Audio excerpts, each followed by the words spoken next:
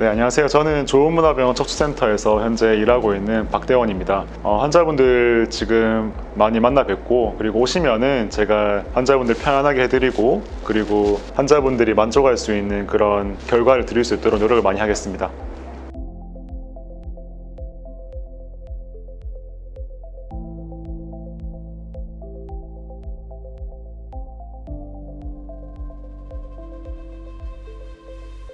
양방향 척추 내시경 수술에 대해서 먼저 설명을 좀 드릴 필요가 있을 것 같은데, 우리가 척추 질환 수술을 할 때 양방향 척추 내시경 수술은 이제 허리에 구멍을 두 군데 뚫습니다. 그래서 한 군데에서는 카메라가 들어가고 한 군데는 기구가 들어가서 우리가 절개를 하는 것만큼 자유롭게 그 수술 부위를 수술하는 것을 양방향 척추 내시경 수술이라고 하는데요. 우리가 이 척추 퇴행성 질환을 치료하는 데 있어서 지금까지 척추 수술이 절개 수술이 골드 스탠다드로 발전해 왔습니다. 근데 현재 저는 개인적으로 이 양방향 척추 내시경 수술이 그 다음 차세대 수술법이라고 확신을 하고 있고, 그 다음에 이걸 거쳐서 또 다른 수술법 발달을 하겠죠. 우리가 외과 수술을 봤을 때 처음에는 개복을 하다가 그 다음에는 복강경 수술을 하다가 현재 로봇 수술로 넘어가고 있지 않습니까? 아마 그러한 수술이 척추 수술에도 이런 식으로 발달 선상의 연장선상에 있는 것이라고 저는 확신을 하고 있습니다. 최근에 이 양방향 척추 내시경 수술이 최근 10년 동안은 국내에서 활발하게 연구가 되고 또한 널리 퍼져서 많은 병원들에서 시행을 하고 있고요. 현재는 미국이라든지 유럽 그리고 동남아에서도 이 수술법 자체의 우수성을 인정을 받아서 저희 좋은문화병원 척추센터로 이 수술을 배우기 위해서 많이 연수를 오고 계십니다. 이 수술 자체는 그 1990년대에 해외에서 처음 수술법 자체에 대한 컨셉을 학계에 보고한 적이 있습니다. 하지만 그런 단순 컨셉 보고와 그리고 실제 그것들을 수술 필드로 가지고 와서 시행을 하고 적용을 시키고 또한 어려운 수술로 확장을 시키는 건 전혀 다른 얘기인데, 저와 지금 같이 계시는 손상규 선생님께서 처음에 저희 그 양방향 척추 내시경 수술에 대해서 실제 현재 필드에서 수행되는 그런 형태의 처음 확립을 하시고 그 다른 여러 가지 형태로 확장을 하셔서 그러한 지금 현재 양방향 척추 내시경 수술의 확립자지 개척자라고 할 수 있겠습니다. 저는 손상규 선생님과 같은 대학을 졸업을 하고 같은 병원에서 수련을 받고 현재는 같은 병원의 척추센터의 직장 동료로서 같이 일을 하고 있고요. 양방향 척추 내시경 수술에 대해서 선배님 또는 스승님이라고 할 수 있겠죠. 그래서 직접 그 철학에 대해서 제대로 배우고 수행을 현재 같이 시행을 하고 있습니다. 그래서 저희 좋은문화병원 척추센터에서 환자분들께서 오시면은 수술법을 흉내낸 것이 아니라 제대로 이 수술법 자체가 개발된 그런 철학을 가지고 환자분들을 치료할 수 있도록 노력을 하겠습니다.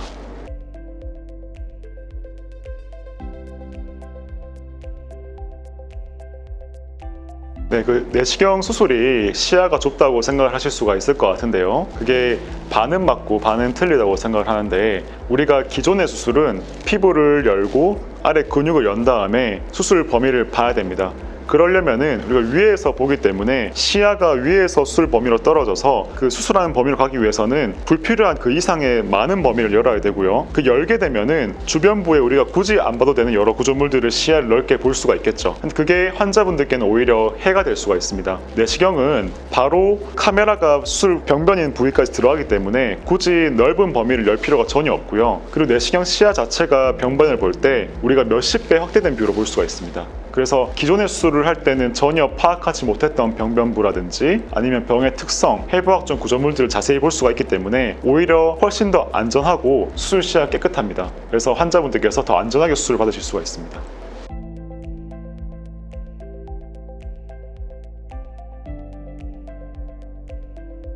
굉장히 중요한 질문이고요. 저희 센터에서 양방향 척추 내시경 수술을 하는 이유, 그리고 애초에 양방향 척추 내시경 수술이 개발된 그 근본 철학과 관련된 질문입니다. 우리 척추는 단순히 뼈와 신경으로 이루어진 게 아니라 그 바깥에 있는 근육이 둘러싸고 있습니다. 기존의 절개 수술을 할 때는 우리가 그 근육을 넓게 절개를 한 다음에 다시 봉합을 하고 나오는데, 그 과정 속에서 근육으로 가는 미세한 혈관과 신경들은 손상을 받을 수밖에 없고, 수술 범위가 넓고 길어질수록 그 근육은 처음엔 괜찮아 보이지만은 추후에는 점차 퇴행성 변화가 일어나서 심한 경우에는 다 지방으로 바뀌어 있는 경우가 많습니다. 그래서 그 때문에 환자분들이 그 자체로 인한 통증이 발생하는 경우가 굉장히 많았고, 또한 허리를 받쳐주는 근육이 퇴화되기 때문에 환자분들의 퇴행성 질환이 더 빠르게 진행하는 그런 문제점이 있었습니다. 그 문제점에 대한 인식을 가지고 어떻게 극복을 할 것인가, 그런 철학을 바탕으로 발전된 수술이 바로 양방향 내시경 수술입니다. 저희 센터에서는 근육 자체의 손상을 최소한으로 하기 위해서 이러한 철학을 충분히 이해한 상태에서 근육을 직접 직접 당겨서 손상을 줄일 수 있는 기구를 직접 개발을 하고, 그리고 그런 테크닉을 바탕으로 수술을 합니다. 그래서 근육 손상을 최소화하는 것이 무엇보다도 중요하고, 아마 환자분들이 수술 이후에 흔히 우리들이 많은 정보에서 보듯이 척추 수술을 하면 안 된다, 무조건 참아야 한다, 이런 인식들을 가지게 된 그런 것들을 우리가 극복하기 위한 수술이 이 수술이기 때문에 그런 철학을 가지고 수술을 하고 있습니다.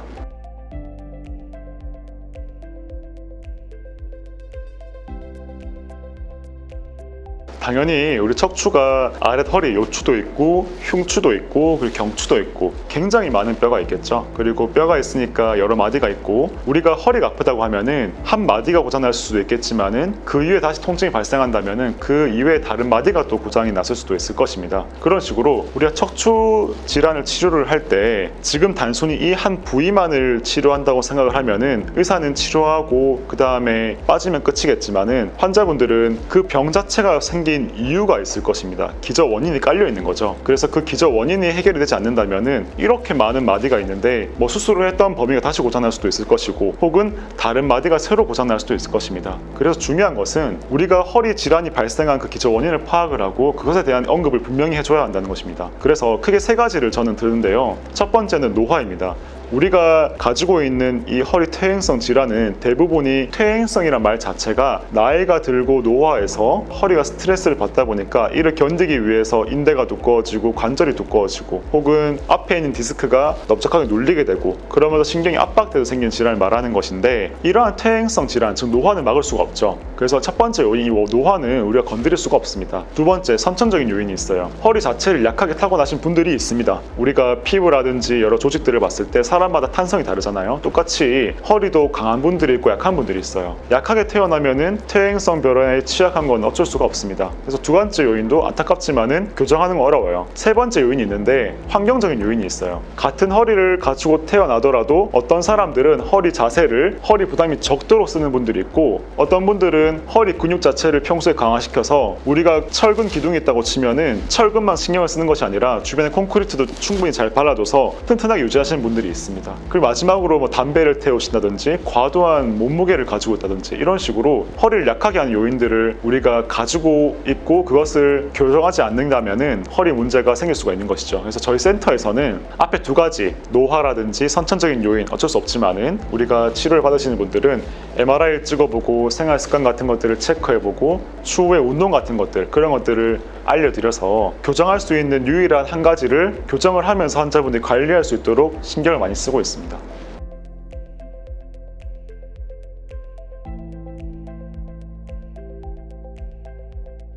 네, 좀 굉장히 민망한 질문이긴 한 것 같은데, 일단 제가 환자분들이 오시면은 환자분들의 이야기를 많이 들으려고 노력을 합니다.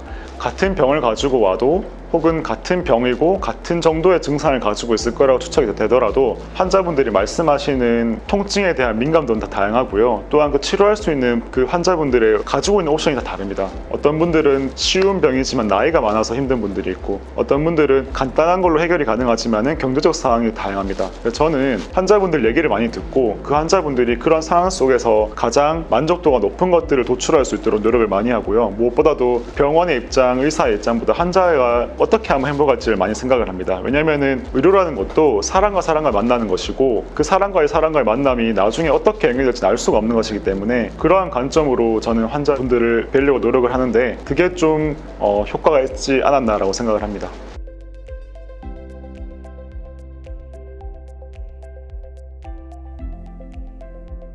척추병 자체의 특성이 그렇습니다. 뭔가 퇴행성 척추 질환은 많이 아프다가 또 참으면 조금 나아질 때도 있고, 그러다가 다시 또 아프고, 그런 식으로 이게 장기화되다 보면은 뭔가 환자분들께서 그냥 참아야겠다 이렇게 생각하실 수도 있고, 혹은 제가 많은 분들을 만나보면은 병원에 가면 수술하라고 할까봐 겁나서 못 가겠다 이런 말씀을 하시는 분도 있어요. 근데 제가 이제 환자분을 볼 때 가장 안타까운 케이스가 하나 있었는데, 거의 100세에 가까운 어머니셨고 거의 10수년 동안 다리가 아프고 힘드셨어요. 그래서 병원에 내원을 하셔서 제가 검사를 검사를 해보니까 정말 단순히 한마디에 심한 협착증이 있었습니다. 그 협착증 같은 경우에 몸 컨디션 같은 거 좋을 때 그 어머니께서는 암도 있으시고 다른 기저질환이 많이 안 좋으셨기 때문에 그 병변 자체를 적극적으로 치료하기 힘들었습니다. 조금만 더 일찍 오셨으면은 우리가 적극적으로 검사를 하고 그 부위에 대해서 치료를 했다면은 지금 저렇게 적절한 치료를 받지 못해서 잠을 잘 못 주무시고 이런 일이 없었을 텐데, 이런 아쉬움이 굉장히 크게 됩니다. 왜냐하면 요즘 우리나라는 굉장한 고령 사회이기 때문에 환자분들의 기본 나이가 이제는 뭐 70세, 80세 초반 이런 것이 아니라 90세를 넘어가시는 분도 많습니다. 그래서 본인이 나이가 들었다고 포기하지 마시고 본인 상태에 대해서 우선 정확하게 파악을 한 다음에 치료 옵션을 본인이 능동적으로 선택을 하세요. 의사가 하라는 대로 하는 것이 아니라, 물론 의사가 적절한 옵션을 제공을 하겠지만은 본인 상태를 정확히 안 상태에서 나는 지금 이런 단계고 이렇게 병을 진행을 할 것이다.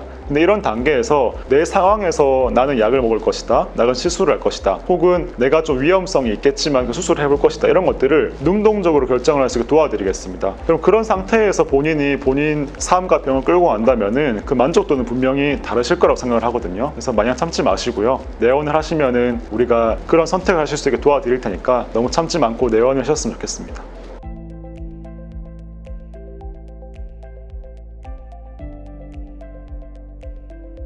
척추 질환을 보다 보면은 그 척추 사진에서 그 사람의 인생이 보일 때가 많습니다. 나이가 젊다고 하더라도 척추가 굉장히 두꺼워져 있고 디스크가 많이 낡아 있고 그런 분들이 있어요. 그러니까 굉장히 열심히 사신 거겠죠. 무거운 물체를 많이 들고 나르시거나 혹은 열심히 일을 하시거나 그러셨을 것 같고, 어떤 분들은 나이가 많아도 굉장히 깨끗한 척추가 있습니다. 뭐 사무직이시거나 아니면 다른 유체적 노동이 적으신 분들이 있겠죠. 그런 식으로 척추를 보면은 그 사람의 인생이 보이는 경우가 많고요. 그리고 한번 척추 질환이 문제가 생기면은 안타까운 일이지만은 마디가 여러 군데이고, 또한 기저질환이 해결되지 않게 되면은 계속적으로 다시 문제가 생길 수가 있기 때문에 우리가 1년만 보는 것이 아니라 계속 반복해서 환자분들 만나야 될 일이 많습니다. 저는 환자를 볼 때 그 생각을 항상 하면서 보기 때문에 지금 한번 만나서 제가 뭔가 한 번만에 환자분한테 너무 드라마틱한 효과를 주는 것도 좋겠지만은 그 환자분이 시간이 지나서 나중에 떠올렸을 때, 아 그래도 저분을 만나서 치료를 받았을 때 지금 생각해보니까 괜찮았다, 이런 느낌을 주는 것을 저는 추구를 하면서 진료를 보려고 노력을 합니다. 왜냐하면 저도 환자가 돼본 적이 있기 때문에 당시에 뭔가 치료를 받고 좋았지만은 추후에 안 좋아지면은 또 그게 생각이 나거든요. 그래서 저는 항상 그 생각을 하면서 환자를 보고 있고, 환자분들께서도 병원에 내원해 주시면은 그렇게 해서 같이 좋은 관계를 만들어 나가면서 서로 좋은 영향을 줄 수 있는 그런 관계가 되었으면 좋겠습니다.